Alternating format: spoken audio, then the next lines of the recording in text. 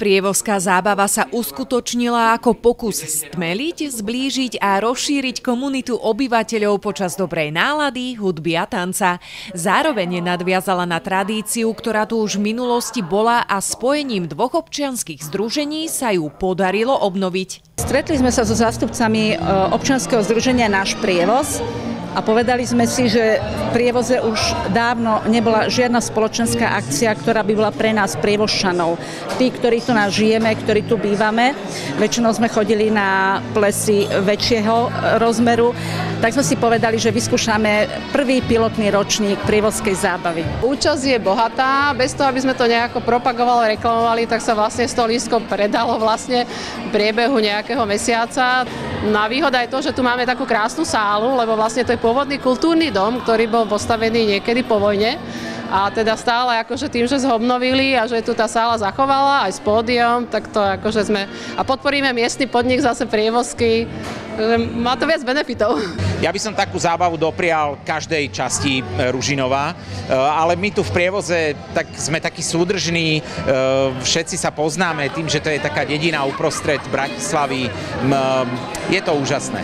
Pilotnému ročníku nechýbalo nič, čo k dobrej zábave patrí. K jeho kvalite prispel aj fakt, že tak povediac ruku k dielu pridali aj samotní obyvatelia prievozu. Bude večera, ale máme aj kultúrny program, máme tombolu, máme polnočné prekvapenie, takže verím, že každý si nájde to svoje. Som dala cenu do tomboly, čo je, asi sa všetci najviac tešia na tombolu. Takže dala som tam pralinky ručne robené, odliatú čokoladičku a takú peknú dizajnovú čokoládu horkú.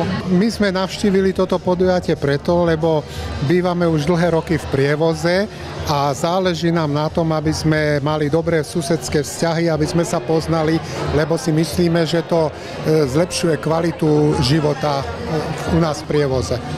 Ako sa zatiaľ zabávať? Zatiaľ sa zabávame dobre. Som prekvapený, je tu fakt dobrá zábava hneď od začiatku. Ja som tušil, že to bude oldies party. Zatiaľ to je oldies, takže pre nás úplne akurát. Takže úplný ideál zatiaľ? No, dá sa povedať, že áno. Prečo si myslíte, že je dobre udržiavať také tie komunitné vzťahy?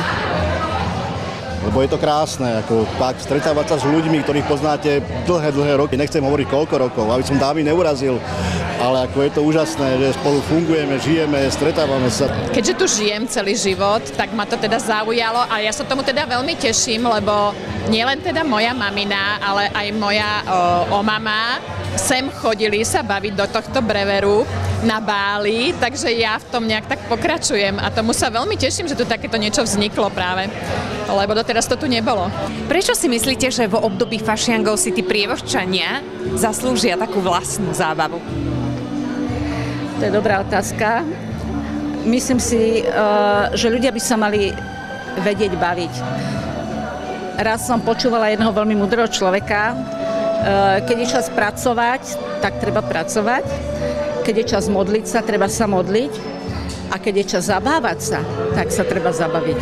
Pre TVR Veronika Vasilková.